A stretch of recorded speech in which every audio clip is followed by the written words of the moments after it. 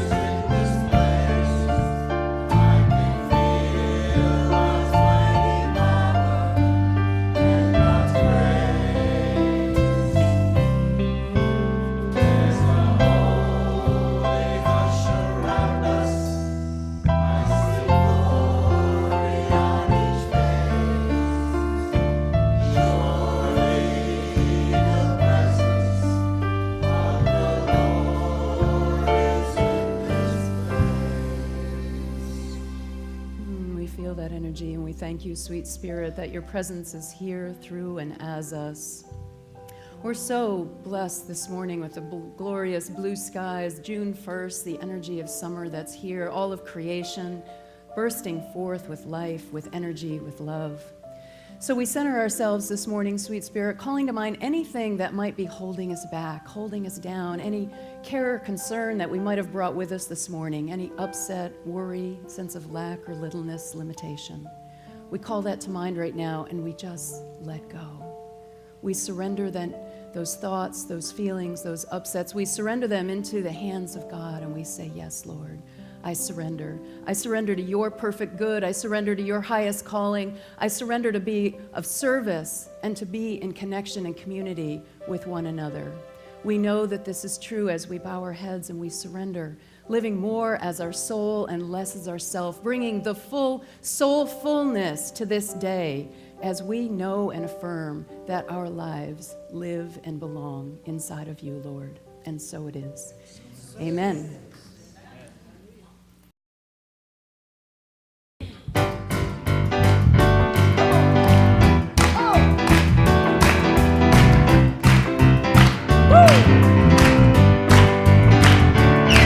My life is in you, Lord.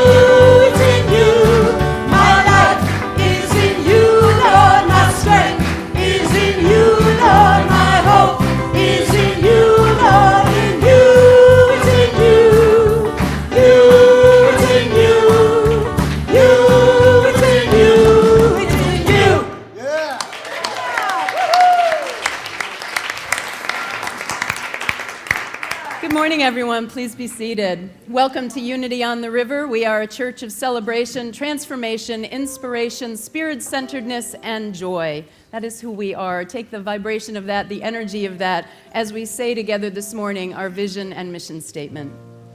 The mission: we are a vibrant spiritual community that celebrates the presence in all and awakens humanity to its divinity. And the vision of Unity on the River: centered in love, we joyously co-create a world of oneness, peace, and harmony. Isn't that beautiful? That is who we are. That's what we're here to do. My name is Jackie Woodside, and I'll be facilitating services with you this morning. I am the board chair of the Board of Trustees here at Unity on the River. I'm also a speaker and a teacher throughout the Unity movement around the country. It's Friendship Sunday. Did you guys remember? Yeah. So, we will welcome new friends in just a moment, but I just wanted to, acknowledge that it's a day for us to really be thinking forward as we look at continuing to grow our ministry and share the love of this ministry with the people in our lives and with our friends. So, yeah. Oh, welcome new friends. I thought we did Namaste next. Sorry. So if there's anyone who's celebrating with us for the first time today, a new friend, please raise your hands and be recognized. So our ushers are here and we'll bring you a flower. Welcome, welcome, good morning. Our ushers are here. There's some, Diane, behind you.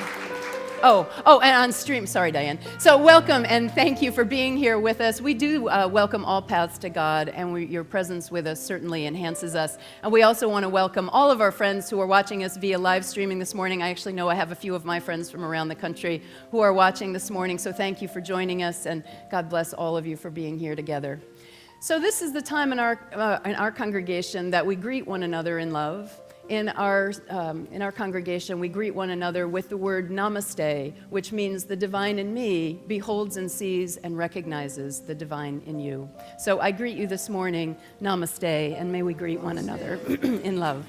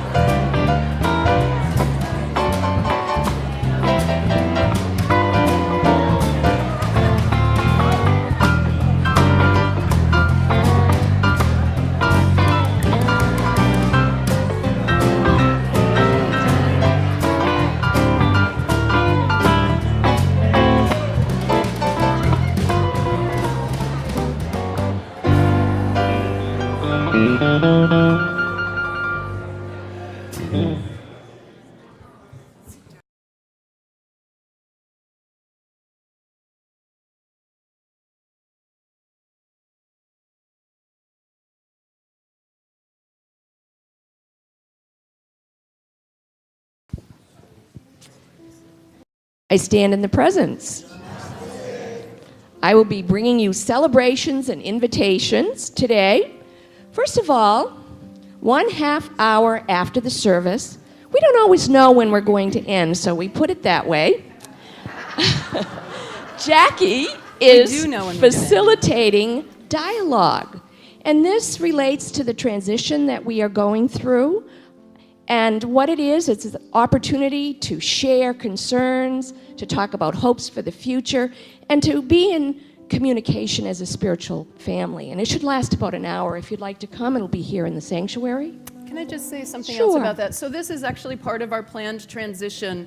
Remember, we went through the whole process of looking to secure an interim minister, and then as it turned out, after 4 attempts, we decided we would just kind of do this on our own. But without having a transitional minister, we are being very intentional as a leadership body of staff and board to come together and to have specific times where we really just share what's happening here in the spiritual family. Our commitment is to continue this healthy, vibrant, loving energy that we have in the center. And that means that we don't just move on like nothing has happened, but we take moments to just pause and be with one another and just say, hey, here's what's so, or here's what questions I have. Keeping things in communication, keeping things in dialogue, keeping things in relationship with one another. Okay, so feel free to join me this afternoon. We'll keep it short, it's a touch point for everybody to be in dialogue. Thanks, Jackie. You're welcome. Also, the green team. You should see the yummy food they brought today. It's a celebration in hospitality after service. And it really is a post-Earth Day celebration. If you have any questions about the green team, the environmentally conscious team here, they'll be wearing a flower. So just talk to them in hospitality. We also have small groups, and they're called Finding Yourself in Transition groups. There are 4 different groups that start meeting this week, and they'll meet 4 times for the month of June. If you haven't signed up, this is your last opportunity to do so. I will say the Wilkinson group is closed in Newbury. They do have enough people signed up. Amy Jocelyn is willing to meet here Monday night. I know Denise DeSimone will be here Wednesday nights. And in Kensington are the Craigs, and they are still taking sign-ups as well. And I'm going to call Ann Breyer up to talk to you about a class that begins today.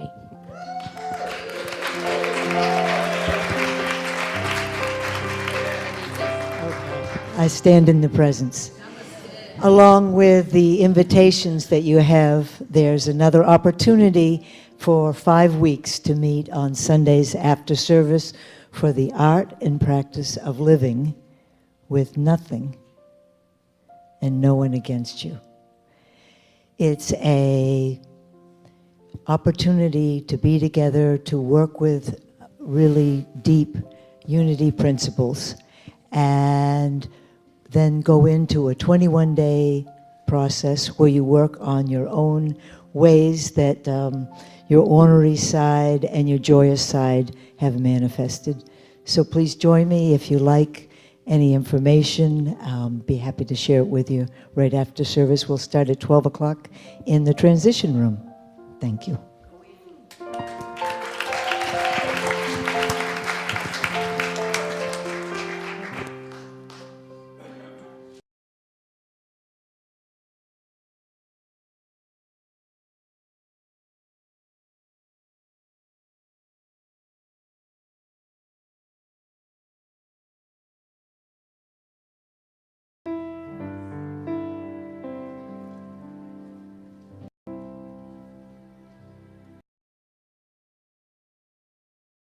Be still, my soul, the Lord is on my side.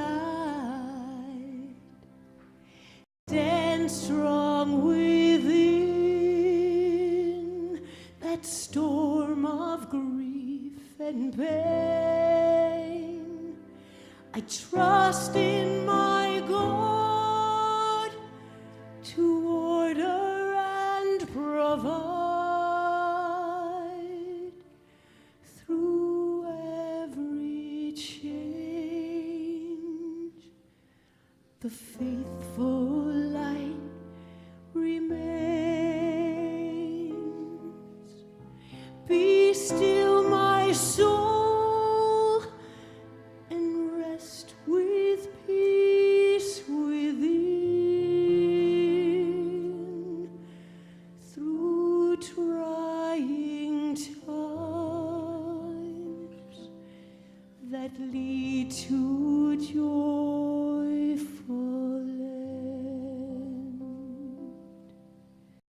Be still, my soul, what light I cannot see, and trembling sighs speak to the fears in me. But the face of God illuminates the night. Unending peace and trust in perfect light. Be still, my soul, when tears fall from above. You are divine, eternally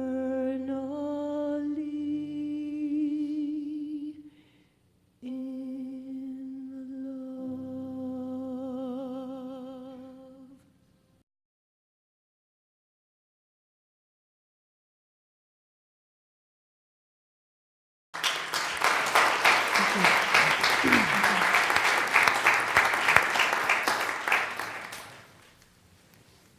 That was beautiful. Thank you, Maura. Be still, my soul.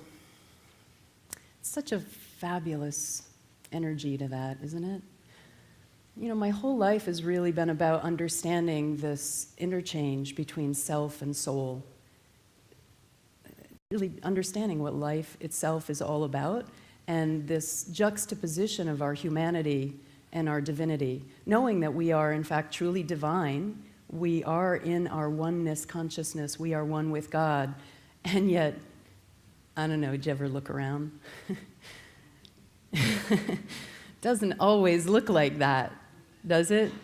You know, things get messy, relationships get challenging, and people get upset. And so understanding this, you know, this fit between, you know, if I'm divine, why am I so damn miserable? Right? And really wanting to understand that. Albert Einstein, one of my favorite Einstein quotes, is, "I want to know the mind of God." Isn't that rich? I want to know the mind of God. And so today's inquiry is in this whole notion of the self and the soul. The self and the soul. Understanding that dichotomy that really doesn't exist, and yet we're behind the veil of our humanity, and so we think it does. So the self, like, what is that? The ego, the personality, your opinions, your ways of seeing things, your view of the world, your mental models. You know, the way that you see the world, that has the world occur for you the way that you are, and yet you say it's the way the world is. Right? And then there's your soul, your oneness with God, your divinity, the part of you that is eternally connected. The self is temporal. It will die with your body. Your opinions do not outlive you. Damn, I know, bummer. Your self is temporal, the soul is eternal. The one that is eternally connected to the divine and will live forever.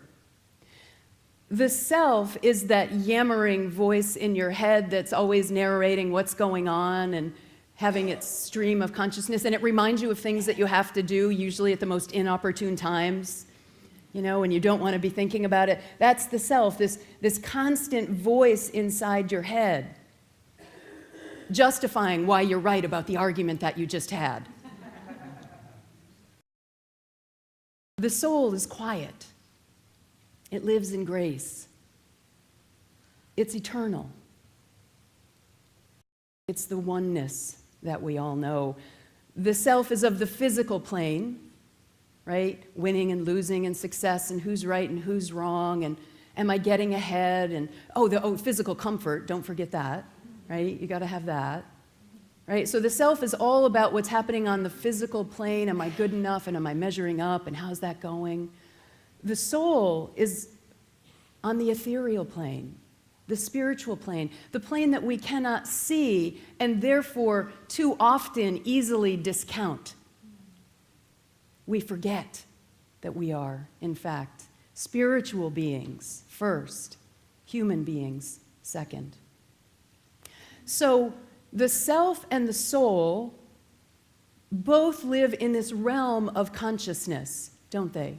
Consciousness, the one, the energy, the etheric energy. Charles Fillmore called it the substance that is non-substance. We live in an energetic universe, and we're moving energy all the time, but we think we are living in a physical universe, and we look at physical outcomes and physical results. The truth is we are living in an energetic universe that is guided and directed by soul and spirit. But here's the catch. It's how you use your awareness toward one or the other that gives you your experience in life. It is through your awareness in consciousness. Are you focusing on what's broken or what's working?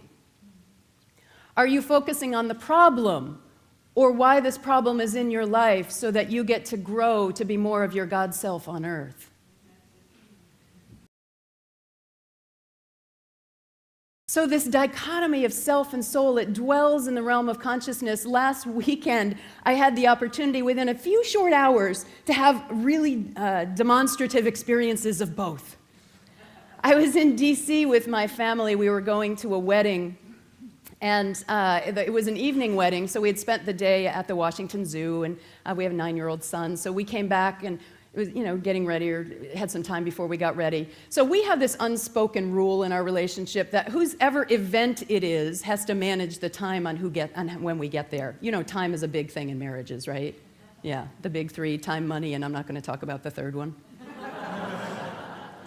You know what I'm saying? So that's just one of kind of the rules in our relationship, and this particular wedding happened to belong in my spouse's domain. It was her friend, thank you very much, and I was just being the good spouse. So we came back, and I flopped down on the bed, and I was reading a little bit, had some time to chill before the wedding, and I was kind of tired from being out at the zoo all day. So, and I'm just chilling, and my spouse comes rushing in the door in the bedroom and says, "Hey, we got to get going." And I was like, "Yeah, okay, what time is it?" "It's 10 to 5. "Okay, well, the wedding's at 6, right? 6, right? We're okay?" "No, it's at 5:30. Get Nathan in the shower." Get Nathan in the shower? It's 10 to 5. We've got to leave in 10 minutes to get across town and get to the wedding and all this at 5:30. So I went into self.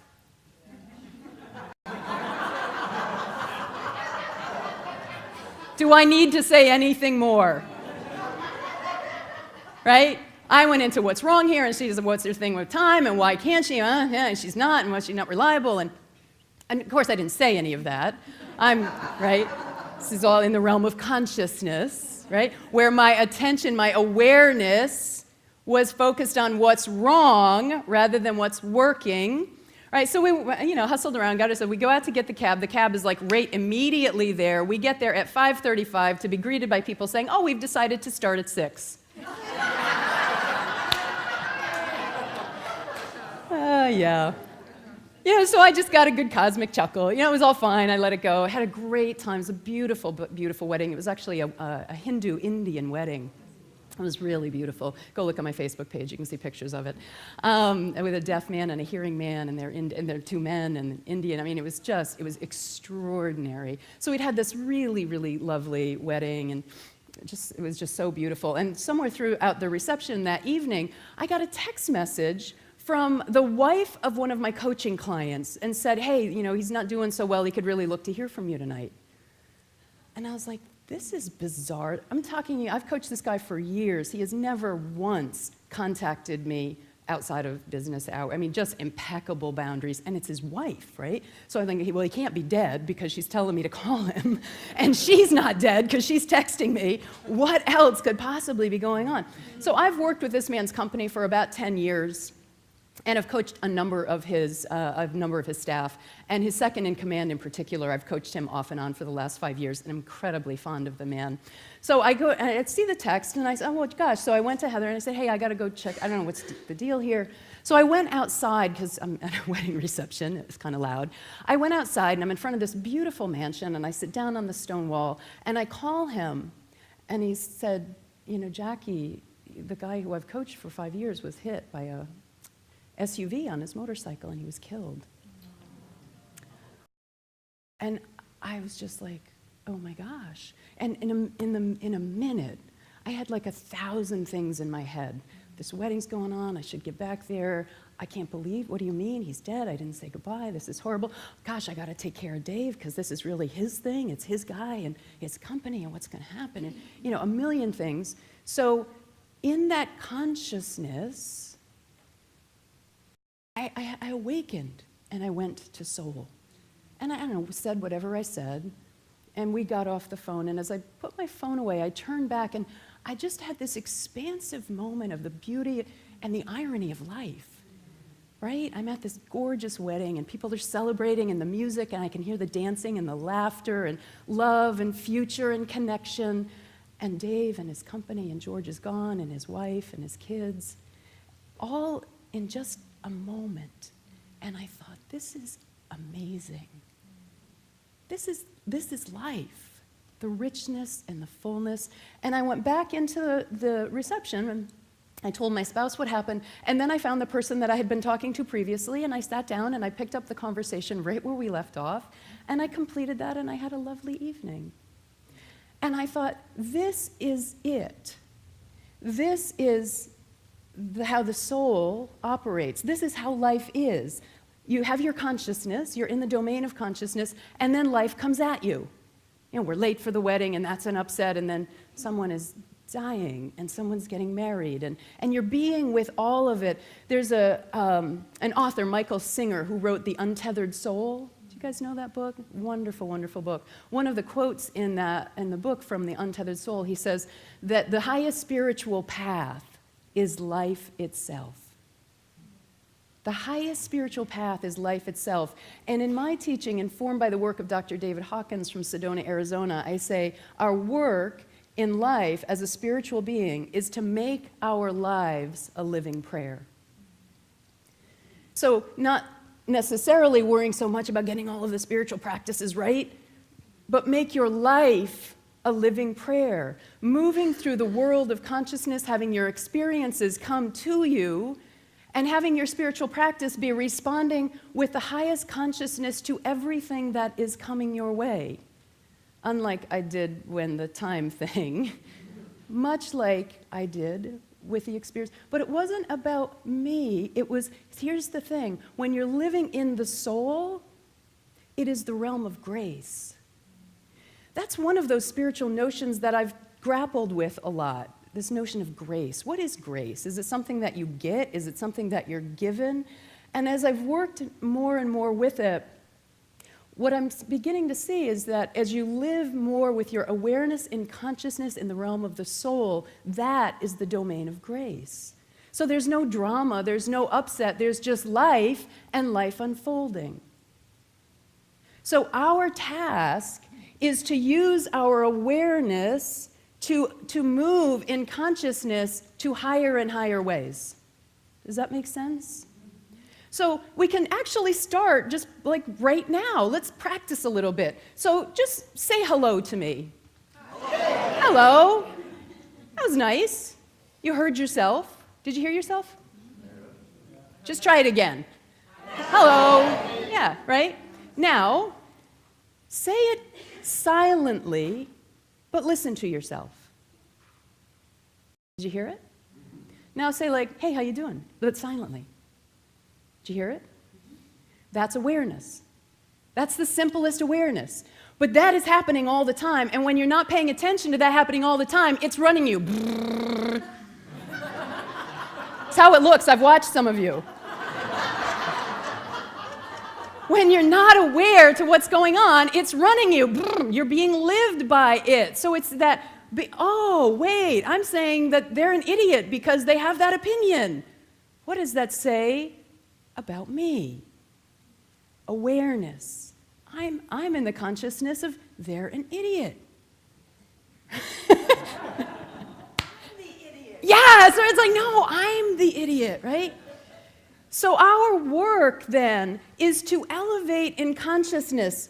And normally, like, have you read enlightenment experiences of anybody?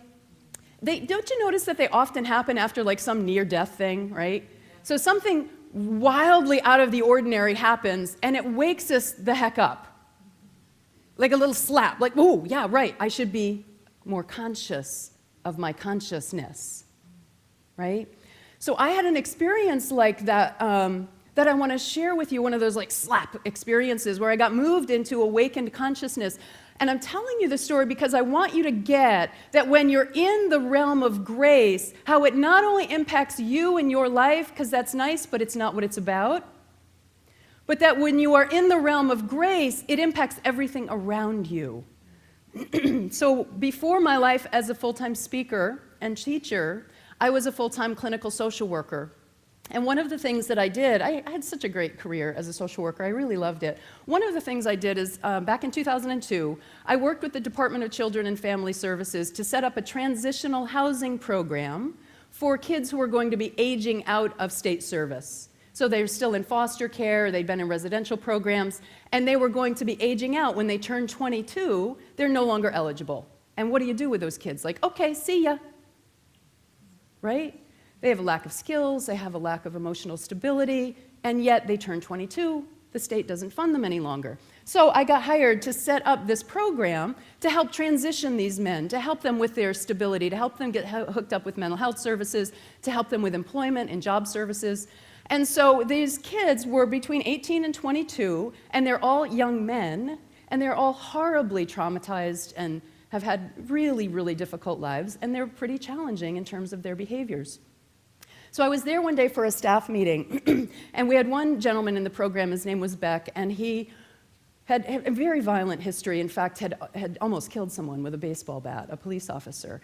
And yeah, he was doing really well in the program, but his agitation levels had gone up over the week, so we denied his weekend pass. Wasn't going to be able to go out and hang out at the mall with his friends. So he came in the room after staff meeting, and I kind of assumed, big mistake, that he would assume he wasn't getting a pass because there had been several incidences. So he comes in, he's like, hey, can I go out this weekend? And I was like, no, Beck, come on, look at the week you've had. It's been pretty challenging, come on. And I was on one side of the room, and he was on the other, and he lit toward me like in a flash.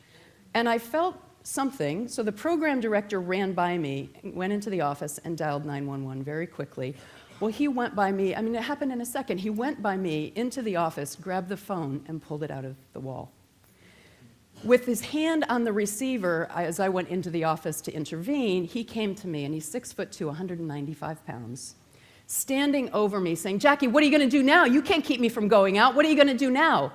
And he has the receiver poised in his hand, a foot over my head. And I just stood there, and it's one of those awakening moments, right? And I thought a million things went through my head. Don't let this kid do something that's going to ruin the rest of his life.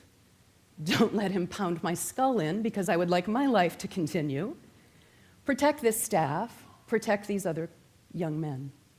Just in a minute. And I just stood there, like just stood and said, hey, Beck, it's okay. You don't have to do this. It's okay. We're going to get through this. There's other choices here. Hey, it's all right. And he's screaming, and I'm saying this. And I'm present to every, like, I can see the veins in his neck and his eyes coming out, and I feel my own heart rate, and I can hear the tone of my voice. Do you ever notice how little we actually hear ourselves talk? Isn't that a trip? Like, stuff's just coming out of our mouth. And then sometimes you wake up and you're like, who's saying that? Right? It's like, just stop it, right? But so I was actually, I could actually hear what I was saying and how I was saying it, and I don't know how long, it could have been a minute, it could have been 5, I don't know, and at some point, he threw the phone down on the floor, he walked past me just as the police arrived, because she had gotten 911 dialed before he pulled the phone out. And he greeted the police officer calmly, put his hands out, got himself cuffed, was taken out of the program with no incident whatsoever. While the police did press charges, he was able to come back into the program, and it was an enormous turning point for him, where he got, in an instant, that he could choose something other than violence to get what he wanted. The point of that story is that when you are operating your life in the highest domains of awareness, and you're moving toward your soul, expressing your soul, I believe that that creates an energy in the consciousness that you are and that you're in that impacts everything around you. Anytime any one of us elevates from self to soul, all of humanity changes. It was one of those defining moments. And that, if God has a desire, I believe that's the desire of God. Right? Eric Butterworth says, desire is the ceaseless longing of the Creator to be expressed by its creation. Do you guys remember Shipley saying that like a million times? I'm just going to borrow it from her. Right?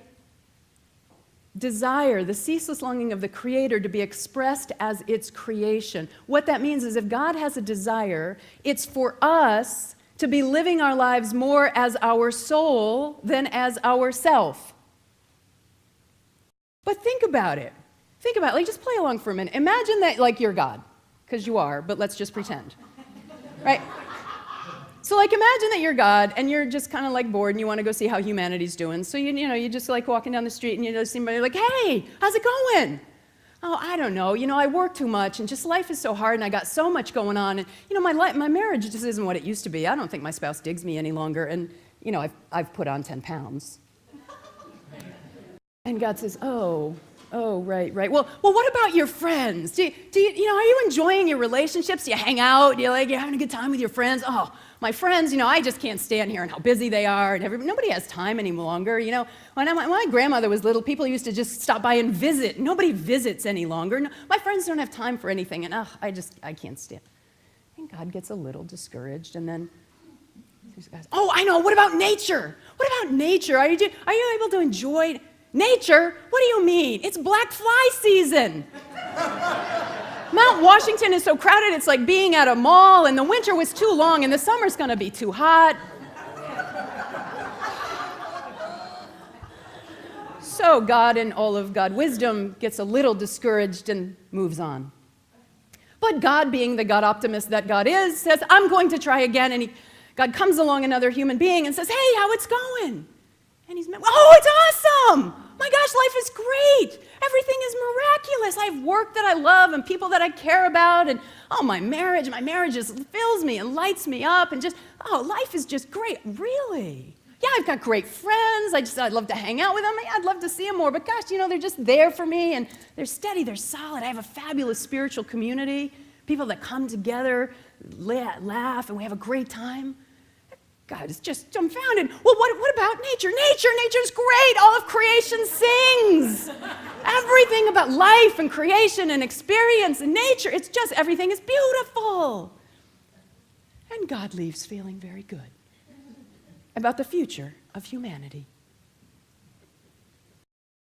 Now, the question is, which of those do you bring to God?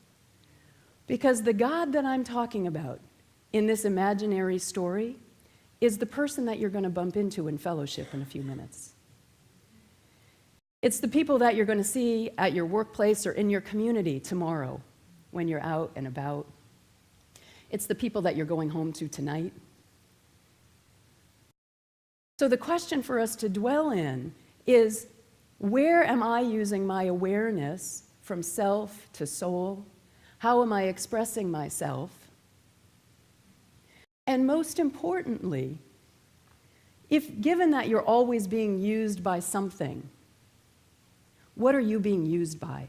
Yourself or your soul? Bless you.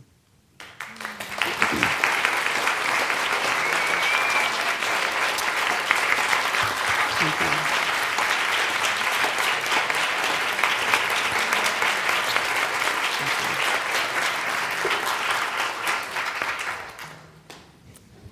Thank you. Well, that's a lot for us to take into meditation, isn't it? Let's just take that in deeply as Maura and the choir lead us in for some time of silent reflection.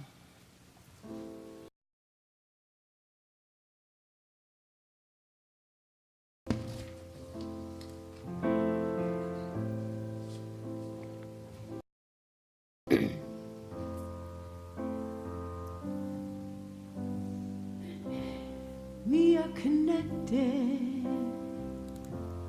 by the heart. Where do you end? Where do I start? And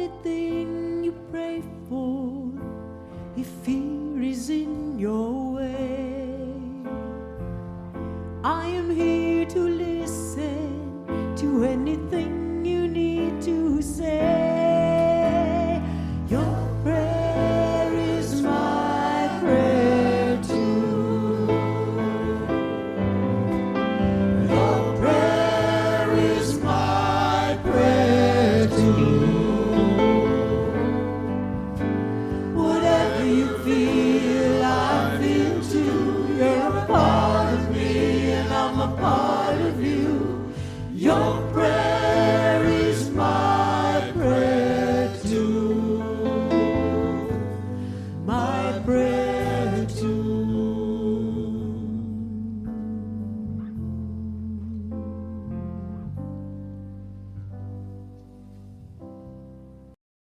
Allow yourself to center into this now moment, feeling the energy of this space, the energy of these notions of self and the soul.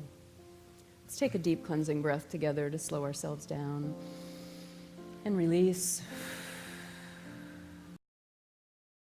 And again, just take a deep cleansing breath.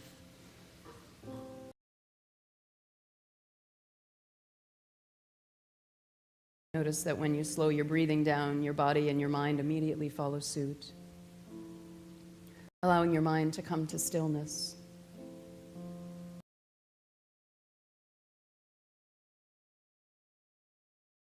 I invite you at this time of meditation to call to mind an area of your life right now that you've been challenged with. Maybe a relationship, maybe a challenge at work or in some leadership role that you have, maybe something with your children, maybe a loss that you've experienced. I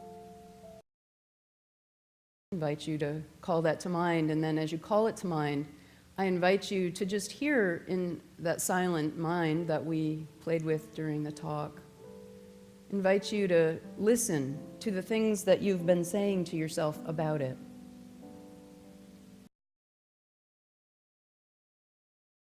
Notice if there are places that you want to control an outcome, that you have a judgment or an opinion about the way that it's been going, that you have some sense of fear, worry, anxiety.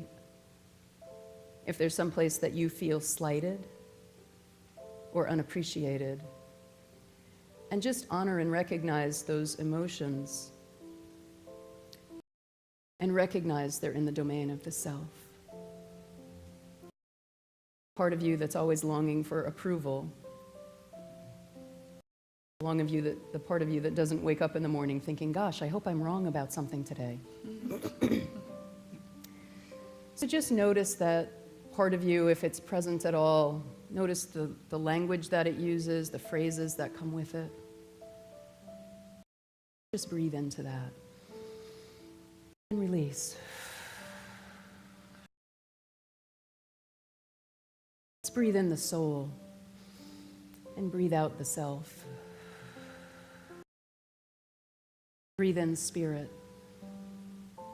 Breathe out the ego. As we release those lower energies and lower vibrations, I invite you to shift your awareness and consciousness to the domain of grace, the domain of the soul. And in this space, I invite you to take into the silence the possibility of the God's eye view of this situation. Recognizing that this situation would only be in your life because you've called it forth for your highest good. Some place for you to grow in spiritual consciousness, some place for you to grow in your experience of divinity. So we take those thoughts now, opening ourselves up to the consciousness of our soul as we go into the silence.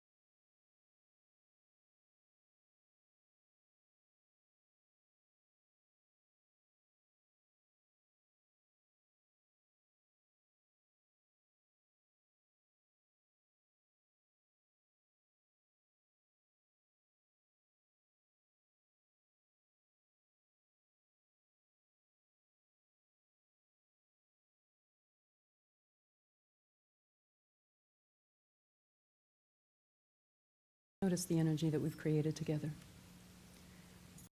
Notice the energy of grace, the consciousness of your soul. Know that you've created this in the circumstance that was troubling you, and that as you move forward from this day,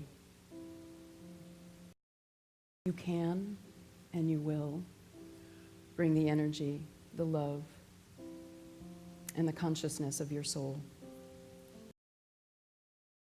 And as you do so, all of humanity changes.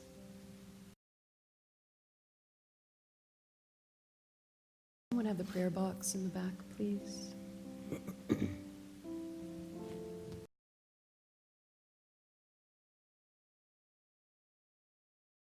As we bring the prayer box forward, I invite you to just call to mind any people in your lives, any circumstance, any energy that you have a care or concern about, any prayers that you want uttered. We know that all prayers are heard in the mind of God, and particularly in this holy, sacred consciousness and energy that we've created. We've created a vortex, the energy of grace. And I believe that when we bring our prayers into that energy, they're expedited, and all things can be healed. So we receive the prayers of this prayer box. We call to mind our founding minister, Reverend Shipley, and we ask God's continued blessings upon her. We stand on her shoulders as we continue to celebrate unity on the river in this ministry. And we also affirm that we're creating the energetic conditions now to receive our next right, holy, wise, spiritual leader. We know that they're being quickened, that their hearts and minds are already being prepared to receive and to guide the energy of this ministry into its next evolution. And we say thank you, God, for that. We bless these prayers of this prayer box. We know that they're received in spirit. And at this time, I invite you to just utter the names of anyone you'd like to bless in this energy as we say their names together out loud.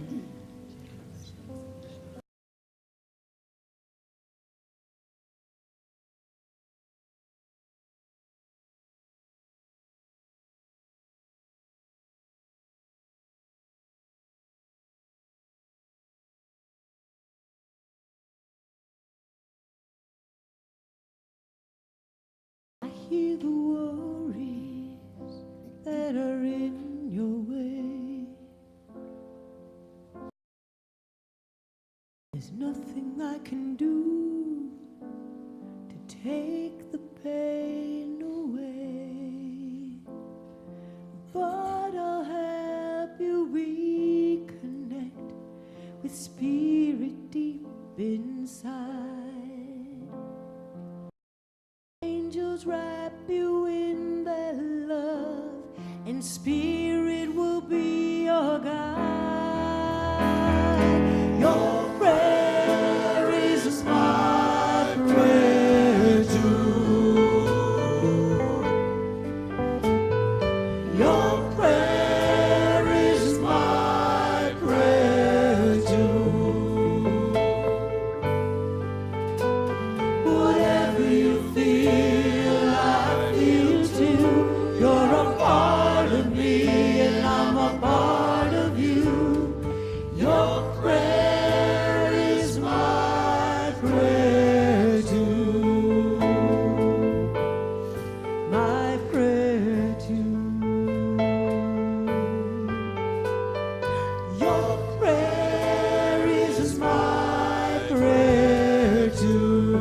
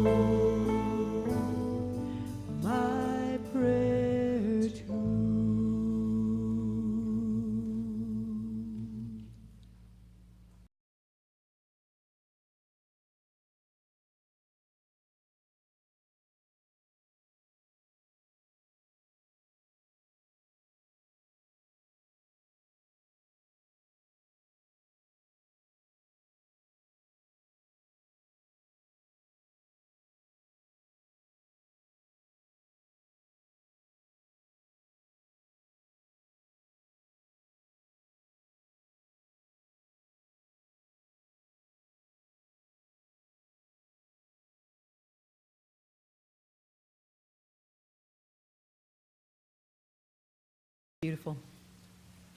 And in the energy of that oneness, your prayer is my prayer too.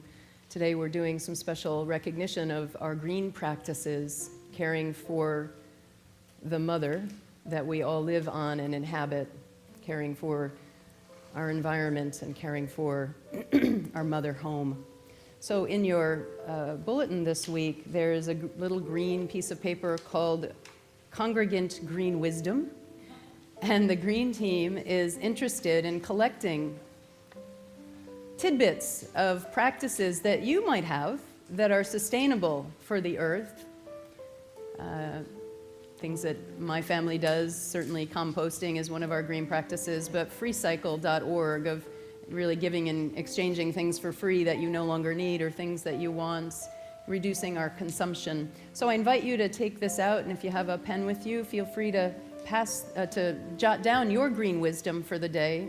And Carol, I forget, how are these being collected?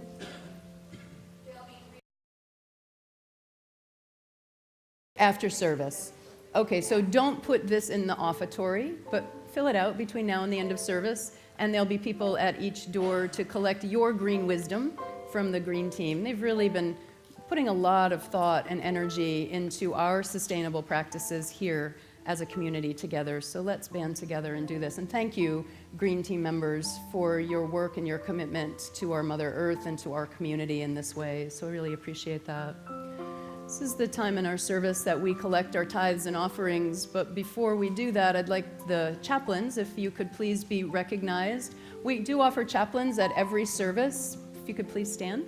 And our chaplains are here with you to pray with you if you have a care or a concern, a joy, a celebration, anything that might be on your heart that you want held in prayer. Please see one of these fine souls. They are trained in many different prayer practices to hold your prayer in confidentiality and to be with you in a loving, supportive way. So thank you, chaplains. Let's say the blessing of our tithes and offering together. Divine love, as me, blesses and multiplies all that I am, all that I have, all that I give, and all that I receive.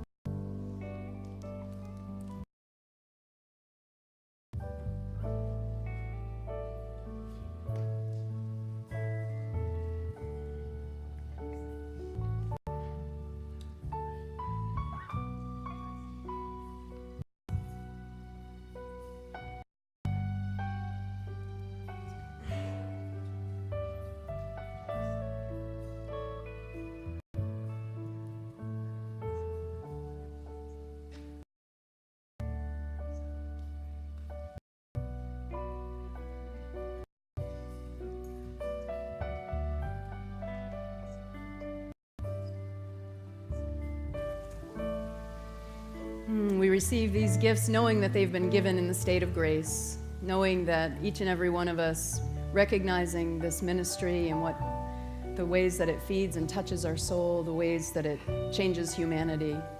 And as we recognize that, we participate through our time, our talent, and our treasure, contributing to the upliftment of this ministry and the unity movement. And we say thank you, God. Thank you that these blessings go forth from this ministry to touch lives and do the will and the work of Holy Spirit. And so it is. Thank you both.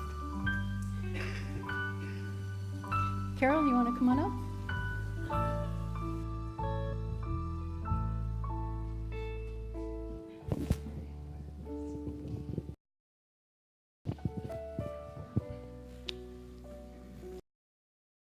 Today is the last day to sign up for Unity Basics. This is a wonderful class if you're new to Unity or if you haven't taken it.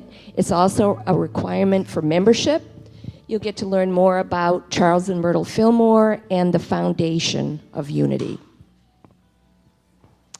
I know last week that Jane talked about David Hultz. He'll be coming here, almost spending a whole week with us. He's a sound healer.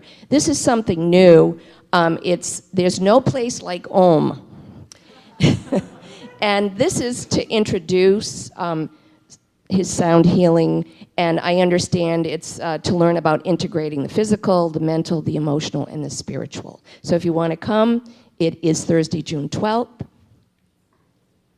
And we talked about phase 1. Okay. Our guest speaker for next week is Reverend Ogun Holder. Okay. And I'm a little amused. Being on staff here at Unity, one of my jobs is to coordinate the speakers with Jane and make sure I get all the information a month ahead of time.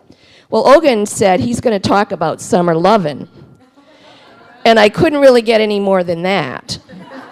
And I really didn't know what it was about. But I got an email last night. He's changed his talk title. So it's called The Next 40, Living the Miracle of Mindfulness, and it's because he's reaching his 40th birthday. So that should be interesting. He's also here Saturday and Sunday, and he is doing a special class. It's called Bible Overview, Christian Scriptures. And this is a class that you really have to sign up for today. It's the last day. I understand that there's a book that will be in midweek, and it's called Reading the Bible Again for the First Time, Marcus Borg. And what I'd like you to do is, after service, if you're interested in taking this class all day Saturday and Sunday afternoon, would you see Amy Jocelyn? Amy's in the back. Why don't you put your hand up? I know most people know you, Amy, but she can give you all of the details and arrange picking up the book. And that is all, Jackie.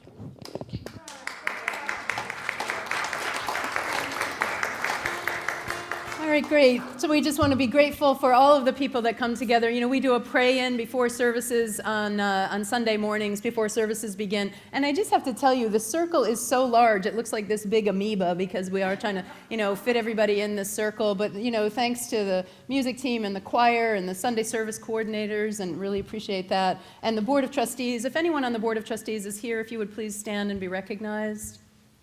Great. Mark, John, Elaine.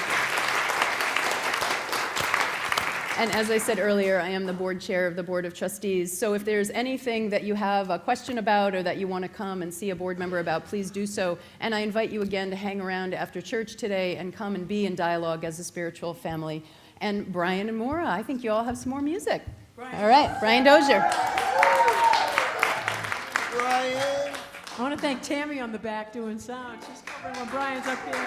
Yeah, we have a new sound person. A new old sound person. Yay, welcome. That's great. 1, 2, 3, 4.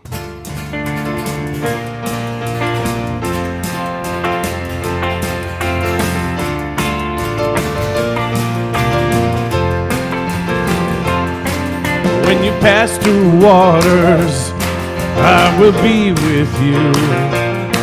When you pass through the river, they will not sweep over you.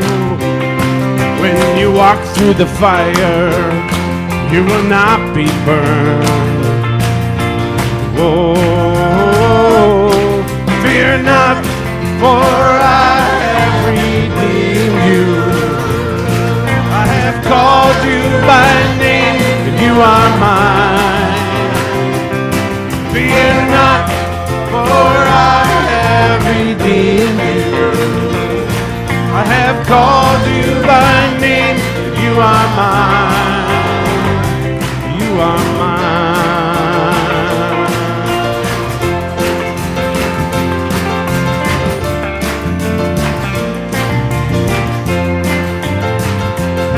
When you pass through waters, I will be with you. When you pass through rivers, they will not sweep over you. When you walk through fire, you will not be burned. Whoa, whoa, whoa, whoa. Fear not, for I have redeemed you. I have called you by name, and you are mine. Fear not, for I have redeemed you. I have called you by name, and you are mine. You are mine. Take a key.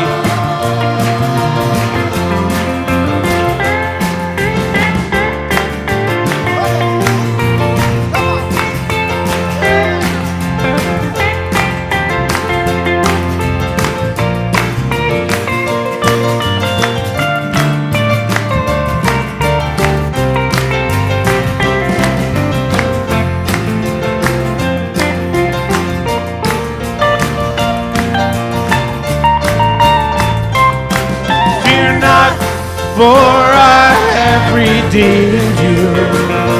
I have called you by name, and you are mine. Fear not, for I have redeemed you. I have called you by name, and you are mine. Let's sing it again. Fear not, for I have redeemed you. I have called you by name, and you are mine. Oh, fear not, for I have redeemed you. I have called you by name, and you are mine. You are mine.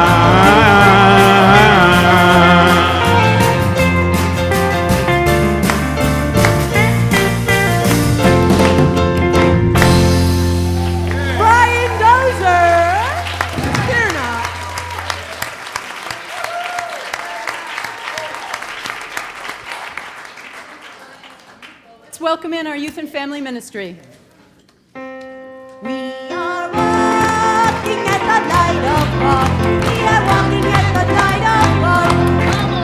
We are walking at the light of God. We are walking at the light of God. We are walking, walking, we are walking. Oh, we are walking at the light of God. We are walking, walking, we are walking. Oh, we are walking at the light of God. Hi, everybody. Hi. Today we talked about the invisible string that connects all of us, and that no matter where we are, love reaches everyone that we care about. We're never alone. And we made pretty pictures that we'll all hang up to go with the pictures we made last week. And get hang up next week in the hospitalities. That sounds like fun. I should have been over there with you guys. The invisible string that connects us all. All right. Any of the children want to come and pray with me? Come on, Lila. Yeah. Come. Let's rise and sing our peace song. Let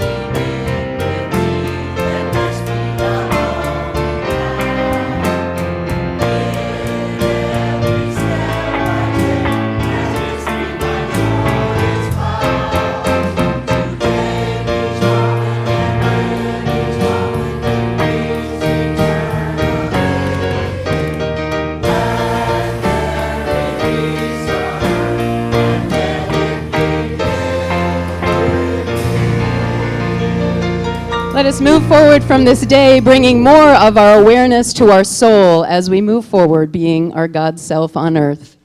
The light of God surrounds us. We are the light of God. The love of God enfolds us. We are the love of God. The power of God protects us. We are the power of God. The presence of God watches over us. We are the presence of God. Wherever we are, God is, and all is well. And we are richly blessed.